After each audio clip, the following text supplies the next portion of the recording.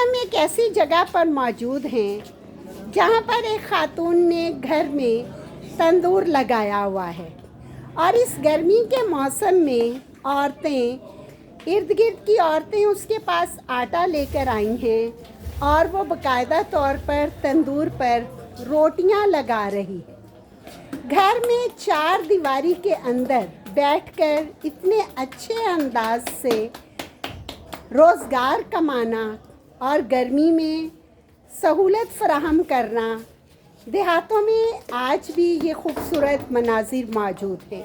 یہاں پر آئی ہوئی خواتین ایک دوسرے کے ساتھ دکھ درد کی باتیں بھی کرتی ہیں اور اچھی اچھی روٹیاں لگوا کر جاتی ہیں اور مزے سے کھاتی ہیں۔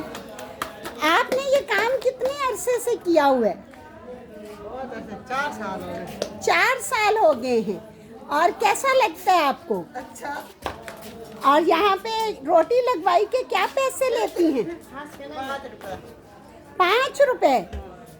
اور آپ کا خرچہ پورا ہو جاتا ہے اس کے ساتھ؟ بالکل، ماشاءاللہ۔ اچھا، دیکھیں بہت زبردست مناظر ہیں، اور میں سمجھتی ہوں کہ عورتیں کس طرح چار دیواری کے اندر بیٹھ کر بھی روزگار کما سکتی ہیں اگر ان کے پاس ہنر ہو۔